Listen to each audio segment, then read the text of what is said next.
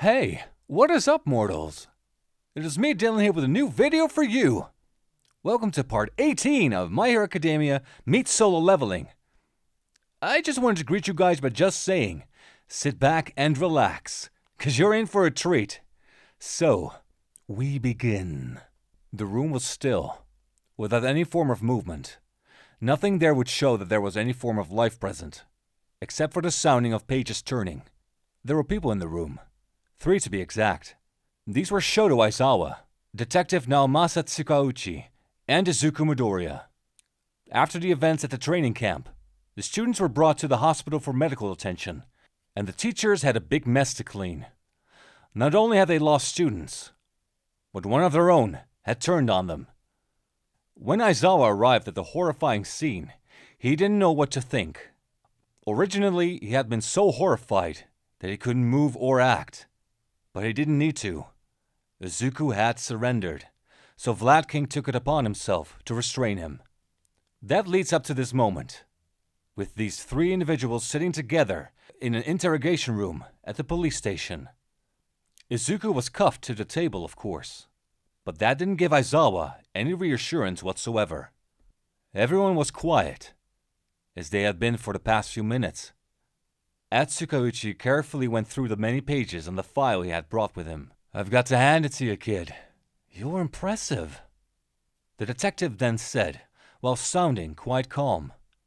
Tsukauchi's eyes hadn't left the papers as he said that, but they didn't need to. Everyone knew that there was a layer of malicious sarcasm hidden there. He eventually stopped at a specific page, putting his finger up to the words, as he then read aloud. Godo Imasuji, better known as the villain called Muscular. Ryuko Tsuchikawa, better known as the pro hero called Pixie Bob. Chizume Akaguro, better known as the hero killer Stain. Then there's Native, another pro hero. Lastly, we have Tensei Ida, better known as the pro hero called Ingenium. Or, what is it that you call him now, Mordred? With a more serious voice, as he finally looked up from the papers while saying that last part. Izuku didn't respond upon hearing any of these names, acting as if it didn't bother him at all. Tsukauchi noticed this, and got a little annoyed as he then said, "If you ask me, however, there's one name that should be added to this list. Eijiro Kirishima, a UA student who went by the code name Red Riot, and had both dreams and ambitions." With a noticeably irritated voice, Izuku suppressed his need to react, as he then said, "I didn't harm Kirishima." With a voice that tried to remain as cold as possible, Tsukauchi only got more irritated as he responded by saying, "Maybe it wasn't your hands that claimed his life, but don't think for a second that you weren't responsible for it. We haven't even gone through your full list of offenses here. On top of murder, you threatened the lives of your classmates and their families. You assaulted them in many ways. You've aided a criminal on multiple occasions. And you've desecrated the remains of all of your victims!" With actual hate in his voice, Aizawa had to intervene, so that the detective would calm down. But Izuku seemed to show no reaction whatsoever. Now it was Aizawa's turn to speak, as he looked at his student and said, "I know that you didn't kill Kirishima. You could never do that." With his usual voice. Izuku was a little confused upon hearing this, but he kept his expression as he asked, "The detective just stated that I have 5 known kills to my name. What makes you think that I'm incapable of making that 6? With his usual cold voice. Aizawa kept his expression firm as well, as he calmly answered by saying, "I don't doubt that for a second. You lack any form of empathy for your fellow man. All you see is another potential soldier for your army of darkness. That is why I'm confused. You work with the League. Muscular was your comrade, yet you murdered him. I know you're going to say that you didn't care for him, and thought that he would make a fine addition, but it doesn't add up. If that was the case, you would have made it quick and been efficient. But you took your time murdering him in one of the most brutal ways. It just raises a bunch of questions. But there's one detail that answers all of them. With his usual tired voice, Izuku was even more confused now, for he didn't know what was going on. Aizawa was onto something, and whatever that was, could be detrimental. The tired teacher then leaned over the table, getting much closer to the greenette, as he finished by saying, "Muscular murdered Kirishima," with his usual monotone voice. This managed to get a reaction out of Izuku, who finally broke eye contact with the two. Aizawa noticed this, and realized that he was right. No matter what he tried to say or do, Izuku still cared about his classmates. The tired teacher felt pained upon seeing this, but he needed to suppress it. As much as he cared for his student, Izuku was now a villain. "Listen, kid. You're facing serious consequences for your actions. From what I know, they're planning to lock you up in Tartarus for life. But they're gracious enough to make you a deal. Help us make things right and your sentence will be altered," Aizawa then said, sounding just as monotone as before. Izuku didn't respond to this. He didn't even look at them still. He was silent for a while, until he asked, "Can they hear us?" with his usual cold voice. Both Aizawa and Tsukauchi were confused by this, until they turned to see that he was looking straight at the one-way mirror that covered the majority of one of the walls. This, of course, gave the two of them an idea of what he was talking about, but there was no way that it could be what they were thinking. "Who are you talking about?" Aizawa asked, his voice clearly sounding confused. He quickly got his answer, however, when Izuku looked at him, before pointing towards the mirror and coldly uttering, "Them." Aizawa was of course shocked, for he didn't think that it was possible. That was a one-way mirror, adapted to stop those with sight-enhancing quirks. So how did he manage to do this? On the other side of the mirror were a handful of individuals. There was All Might, Principal Nezu, and various students from Class 1A. They were all there to see how Izuku would behave, and most of them were trying to figure out why he was like this. "I know that you're there, you know, and I'm certain that you can hear me as well," Izuku then said, before turning to look straight at his classmates. The students were scared, of course, for he shouldn't have been able to see them. Kaminari, however, didn't really believe it at first, as he slowly raised two fingers. "Put your hand down, Kaminari! This isn't some circus performance!" Izuku then shouted, sounding a little irritated as he did. Everyone shook upon hearing this, for it meant that the greenette could indeed see them. Izuku looked right at them, his expression remaining as cold as it usually was, as he said, "I know what you're thinking. Didn't he want to be a hero? Why is he like this? And for how long has he been like this? Well, I'll answer them all. I never explicitly said that I wanted to be a hero. I only wanted to change the world so it will accept people with villainous quirks. At first, I thought that being a hero would bring me closer to that goal. This brings me to the second question. Why I am like this? That is because I realized that the path of a hero doesn't suit me. In order to reach my goals, I needed to make these decisions. Now I can answer your last question. And with all things said, you could say that I have always been like this." The students were all frozen. They could sympathize with his goal, in a way, because they have seen how much that mattered to him. It made them think to what he had told them, about having a panic attack upon getting his quirk, and realizing how the world would react to it. He can raise the dead. Of course people would be afraid of it. They were also thinking about his other two answers. He became like this because he realized that being a hero didn't bring him closer to his goal. So he became a villain and started to kill heroes. Then there was a last thing that scared them.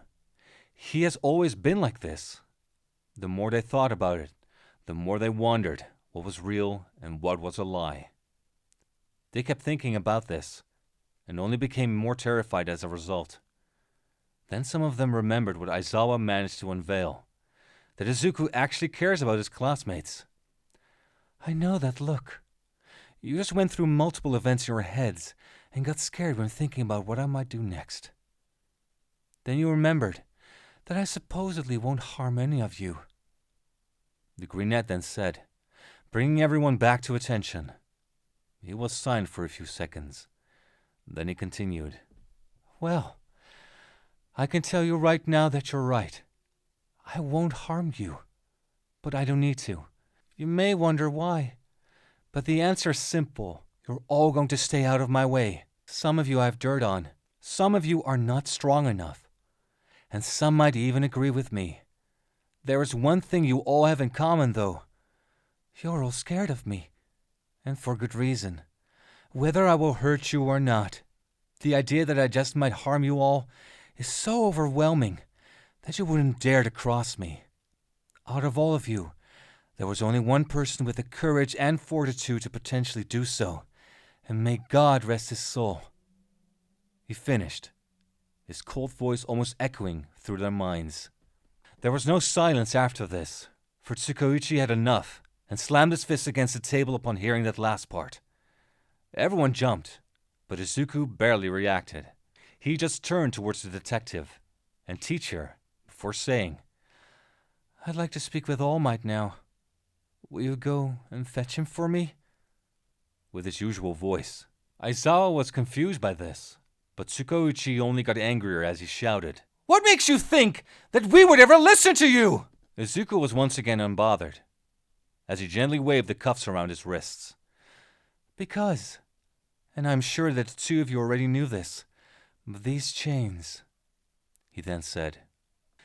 While the chains themselves were clanging similarly to that of small bells, this gentle sound didn't last for long, however. As the greenhead quickly pulled his hands up from the table, the gentle sound was now replaced by a sudden snap, as the chains shattered like glass. They just can't hold me. Izuku then finished. The two were now stunned into silence. Those chains were made to restrain someone like Muscular, yet Izuku managed to snap them like they were nothing. Not only that, but Aizawa had been using his quirk. Whatever it is that gave him such power, they couldn't stop it, which meant that there was only one thing they could do. I suggest you should get moving now, Izuku then said, as if he had been reading the minds of the two men. Aizawa and Tsukuuchi didn't waste much time, as they got up from their seats and all but ran out of the room. Izuku remained there in silence, patiently waiting for what he was sure that they were going to do. It didn't take long before the door opened again, and the man he was looking for came right through it. There you are. I was waiting for you, Izuku then said, while looking straight at All Might. The blonde hero was smiling as always, but one could easily tell that he wasn't happy. All Might walked into the room and up to the table, before he responded by saying, So, I have heard. But I don't know why. After all, why would someone like you ever want to see me? With a voice that sounded rather bitter. Izuku could feel his bitterness from a mile away, and it made him feel a little bad. He didn't let that affect him, however, as he stood up and said, Because I have something that you need, with his usual voice. All Might was confused by this, as he was also on high alert when the boy stood up. That all melted away, however, when Izuku placed a weird-looking vial on the table. Oh, is that? He was about to ask, but was cut off when Izuku said, Yes, what else would it be? With a rather hushed voice.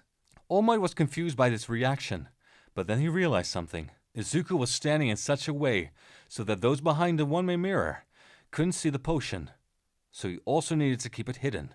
Does it work?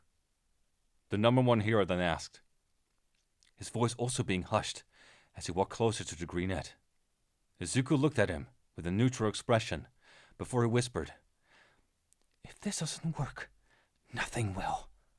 All Might was entranced by this answer, for it was finally over. After all these years, he could finally rid himself of the nasty scar. He reached for the potion, but Izuku was quick to snag it away. No, there's a clause for accepting this now, he whispered, his eyes being dead serious. All Might didn't like where this was going. Yes, this boy was a student that he once trusted, but now he's a fully fledged villain. He shouldn't trust him, but he needed that potion. "What is it?" he asked, hoping that it wouldn't be seeming bad. Izuku leaned in closer to the man before he answered by whispering, "Turn a blind eye." Aizawa and Tsukauchi had now joined the others behind the one-way mirror, but they didn't know what was going on. Izuku and All Might were blocking the table from their view, and they couldn't hear a word that they said. They were almost about to do something about it, until All Might suddenly punched Izuku in the chest. The boy flew back and crashed against the wall, before falling out of sight on the ground. The hero and the detective were now alarmed, as they rushed to the room. They threw the door open before shouting, "What is going on?" with what seemed to be an alarmed voice. What they saw, however, only confused and alarmed them even more. All Might was still in the same position as before, but they couldn't find Izuku. The green head was gone without a trace. "What happened? Where did he go?" Tsukauchi shouted, sounding both worried and infuriated. All Might looked rather calm, or maybe just shocked, as he answered by saying, "I don't know. He just vanished." With what seemed to be a calm voice. Tsukauchi was even more infuriated upon hearing this, as he proceeded to shout, "How? Does he suddenly have the ability to teleport now?" All Might was about to say something, but he was beaten to it by Aizawa. Midoriya has always been secretive of his true capabilities. Keeping a power like that hidden for this long sounds just like him, the tired teacher said, sounding worried as he explained it all. Tsukauchi didn't like this answer at all, as he barged out of the room. Aizawa followed suit, leaving All Might on his own. The number one hero was silent, thinking to himself. He knew that this was important, but was it really worth it if it meant letting someone like Izuku go free? He kept his thoughts to himself as he removed the lid from the potion. Just quickly interrupting today's video to let you all know that our merch store has received an update. Finally, at last, we have released our 7K merch! If you're interested in picking up some high-quality merch, the link will be in the top line of the description. I recommend hurrying, though some items are limited and will only be available for a limited time. These items are also signed by James C. Furr. Link in the description below. And thank you all for 7K subscribers. Now, let's get back to the video. Meanwhile, in a different area, suspicious activity was happening at a certain bar. The League of Villains had gotten back from their mission, and they retrieved more than what they were after. Tied to the chair with massive shackles was none other than the angry blonde himself, Katsuki Bakugo. He wasn't alone, however, for behind him was his classmate, Fumikage Tokoyama. They were both helpless in their positions, as every villain present was staring them down. "Can I carve his face now?" Twice asked, hoping for an opportunity to use the knife he was given.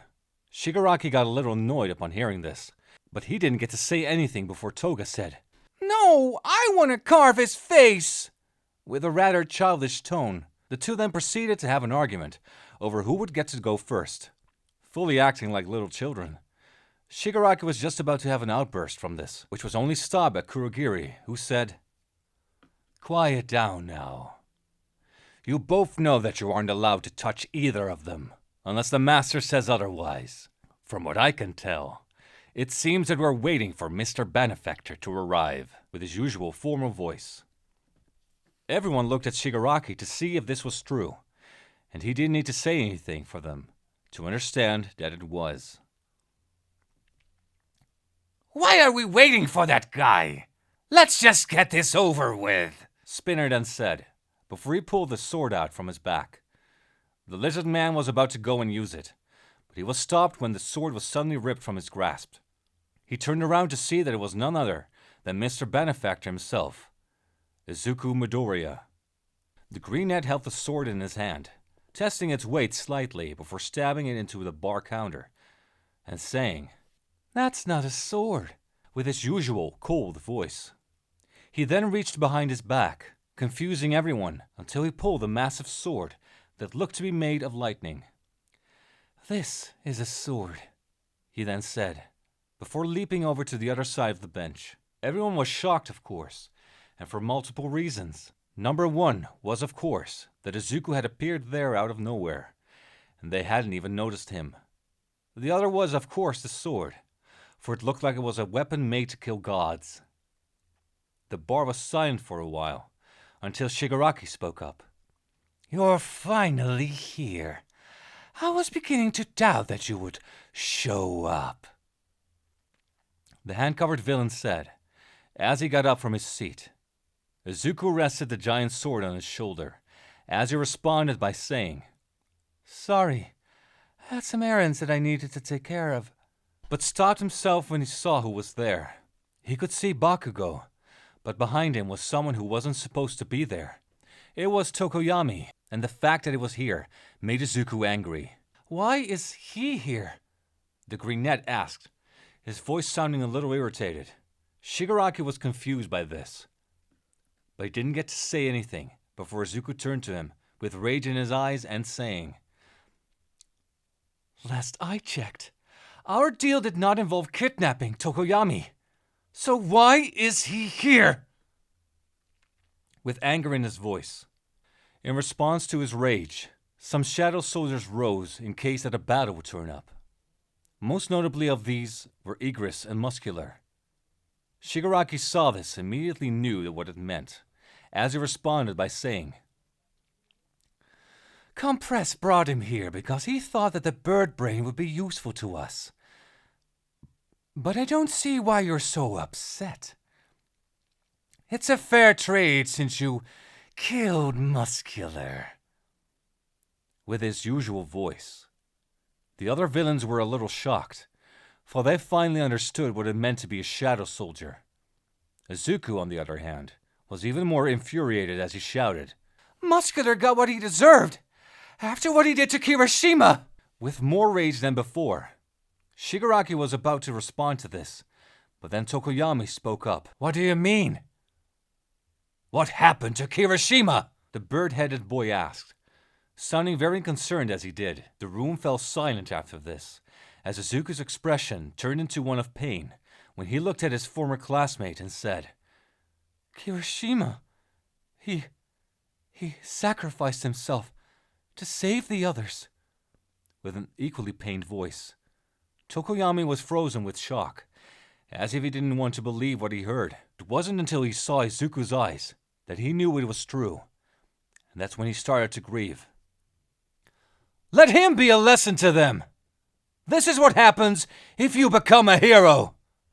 Someone then shouted.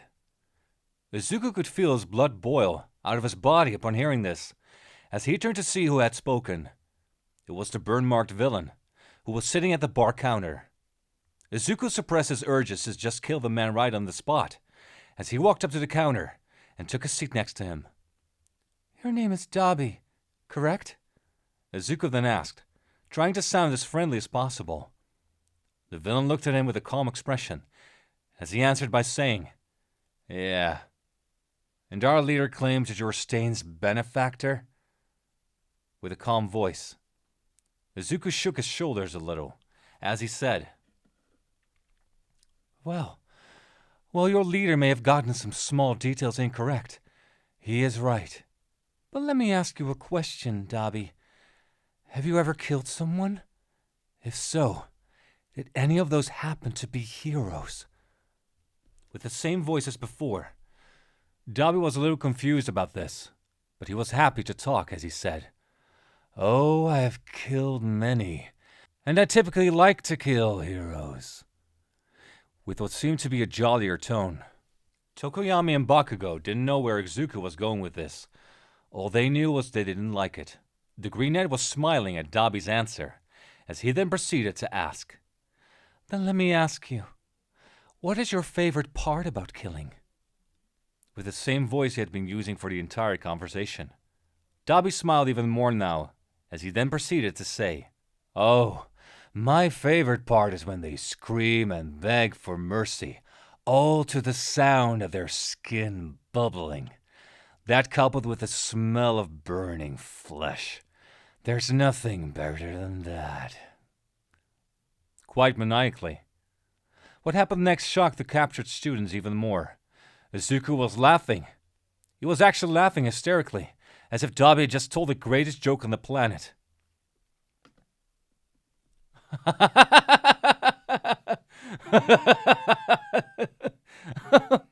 Man, that sounds addicting. I need to try that sometime, the greenhead then said, while wiping some tears from his eyes. Dabi laughed alongside the boy, as he then asked, So, what is your favorite thing about killing? I know you've killed people before, while pointing towards Muscular. The greenhead chuckled a little upon hearing this, as he answered by saying, Well, I can't really describe it with words. It's like this, with the same voice, before he suddenly stabbed his knife into Dabi's hand. The villain screamed in pain, as his hand was stuck to the counter. He then tried to attack Izuku, but Igris moved in and shoved his palm to his own face. Everyone was shocked by this, especially the captured students. Izuku suddenly stabbed Dabi in the hand, and he couldn't defend himself either. The greenhead just looked hateful, as he slowly twisted and dragged the dagger through Dabi's hand. Izuku was ready to completely mince Dabi's hand on the spot, but he was stopped when a new voice called out, Oh my! Did he really get on your nerves that bad? Monarch of Shadows. Izuku was confused by this, as he turned to see that it had come from the TV. He took a second to think. Then he removed the knife from the counter.